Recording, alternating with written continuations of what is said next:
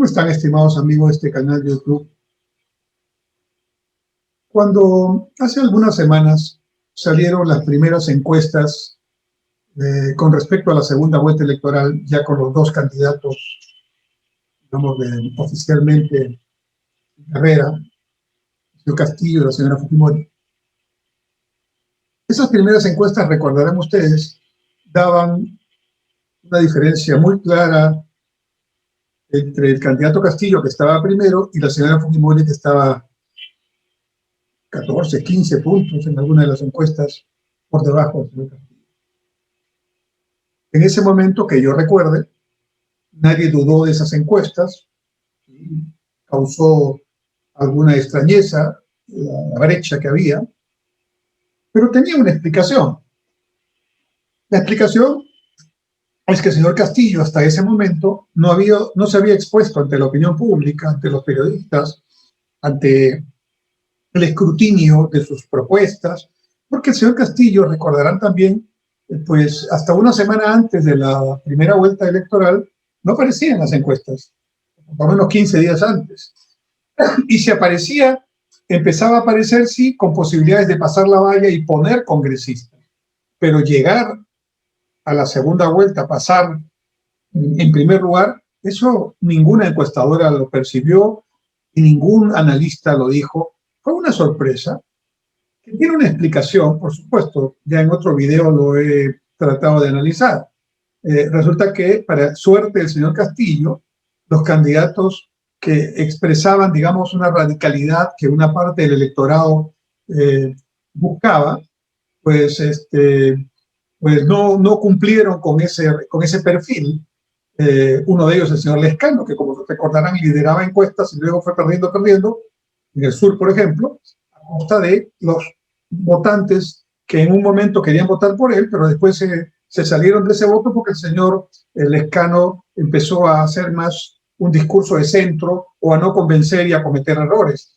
Y después la señora Verónica Mendoza también perdió votos, y esos votos que perdió el señor Lescano y esos votos que perdió la señora Verónica Mendoza los captó un solo candidato, el señor Castillo, ¿no? Y por eso es que la parte de la población, que no es más de un 12% de la población electoral, que quería un candidato o candidata expresar esa radicalidad, encontró en un candidato esa posibilidad, y el señor Castillo fue el que tuvo ese beneficio.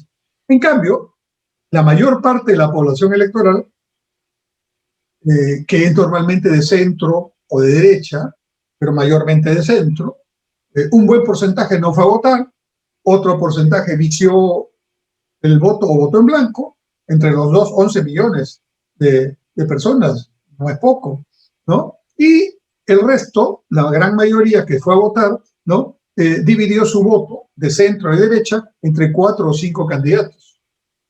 Y entonces, claro, bajo esa lógica de dispersión del voto, de fragmentación del voto, por esto que estoy comentando, el señor Castillo llegó con gran sorpresa de todos, a pasar a la segunda vuelta y en primer lugar.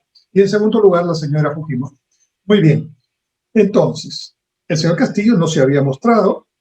La verdad que en este canal sí hablamos del señor Castillo, sí hablamos del plan de Perú Libre, pero tampoco, para ser honestos, dijimos en algún momento el señor Castillo se te va a pasar. No, fue una sorpresa.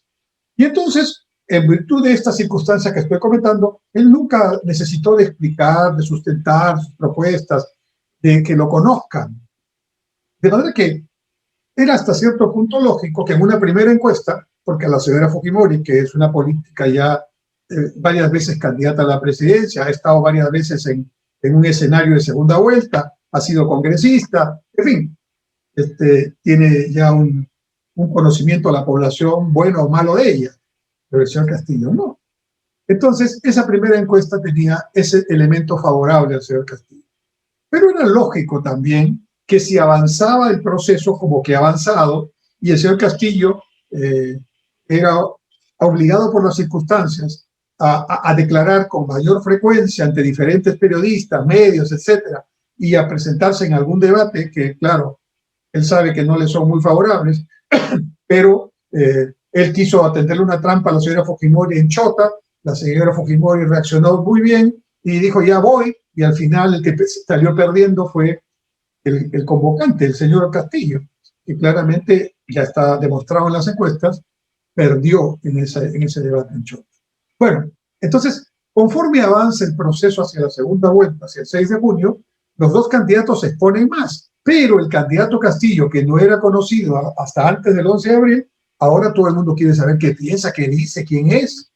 Y aparece además, como es lógico también, un ataque a sus propuestas, a su persona, como de hecho también hay un ataque a la otra candidata.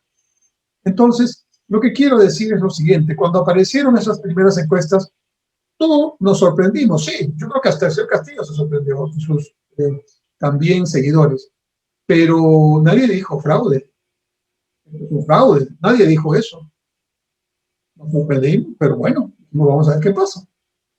Ahora resulta que, como ya es obvio, todas las encuestadoras están mostrando una tendencia donde la brecha se va acercando, y lo más probable es que la señora Fujimori, al momento en que esté ya el 6 de junio, esté, si no muy cerca, en empate estadístico, o quizás prácticamente en el mismo nivel de intención de voto que el señor Castillo. De manera que la votación, claramente, eso no es ninguna novedad, va a tener un resultado muy cerrado, muy de flash electoral con influencia, porque claramente está muy polarizado el asunto. Resulta que la señora Fujimori tiene un conocido antivoto muy fuerte, que ahora parece que está disminuyendo, y el señor Castillo no tenía ni voto ni antivoto, pero ahora empieza a tener un antivoto muy fuerte por todo lo que ya conocemos que son sus planteamientos y los errores que está cometiendo en su campaña también. Entonces, ya no es un antivoto contra un outsider, no, es un antivoto contra otro antivoto. Y entonces ahí viene una serie de factores. Pero lo que sí me extraña es el poco talante democrático de los seguidores del señor Castillo y del propio señor Castillo, cuando empiezan a hablar ya ante las encuestas que van acercando a la señora Fujimori y claramente muestran estancado e incluso retrocediendo al señor Castillo, empieza a hablar el señor Castillo y sus seguidores, en las redes sociales hay abundantes ejemplos de esto, de un posible fraude. Es decir, cuando las encuestas hace unas semanas eran a favor de ellos, todo estaba perfecto. Cuando las encuestas van mostrando que ellos van perdiendo votos y la otra candidata empieza a acercarse, fraude. Eso no es democrático. Eso no muestra buenas maneras de entender la democracia, de saber perder y saber ganar eventualmente, ¿no? Y eso me preocupa mucho. Creo que nos debe preocupar a todos, porque eso evidencia, claro está, una manera de entender, entre comillas, la democracia muy particular. La democracia será buena para llegar al poder, pero una vez que lleguemos al poder, ya vemos todo lo que hacemos, porque todo se puede hacer, hasta cambiar la Constitución, cerrar el Congreso, cambiar autoridades, reelegirse, etcétera. ¿Tienen duda? Miren cuánto tiempo estuvo el señor Evo Morales en Bolivia. Miren cuánto tiempo estuvo el señor Chávez en Venezuela, y no contento con estar mucho tiempo, cuando se murió dejó un heredero que también está allí ya, digamos, un buen tiempo.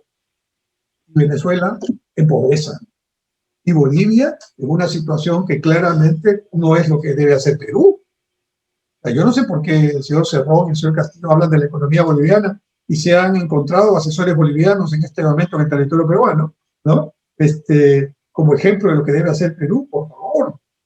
Perú está tremendamente mejor que Bolivia en muchos aspectos, con respeto a mis hermanos bolivianos. Yo quiero mucho a Bolivia, he enseñado en programas de posgrado en Bolivia, conozco varias de sus ciudades, su gente es muy linda, pero su gobierno no es un ejemplo para nosotros los peruanos.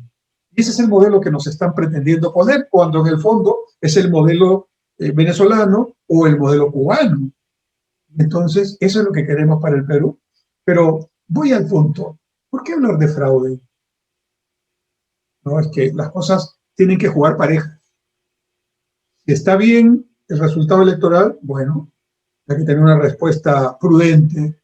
Y si está mal el resultado electoral, hay que tener también una respuesta prudente. No semejantes, digamos, frases ya echan más leña al fuego de una sociedad polarizada, con poca confianza, y generan más incertidumbre. La responsabilidad de los líderes políticos, cualquiera que sea su ideología, su punto de vista, es pensar en el país. Podemos tener diferencias, pero pensar en el país.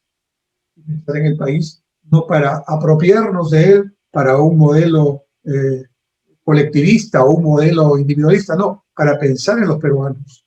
Eso es lo que debemos ver. Entonces, dejen de tener pues una doble lectura, ¿no? Cuando me conviene, que vivan las encuestas. Cuando no me conviene, fraude. No demuestra mucho talante democrático y eso me preocupa porque podrán ser muy bonitas las palabras y podrán firmar muchos documentos de compromiso democrático, pero estos pequeños detalles ya nos van diciendo por dónde va la cosa.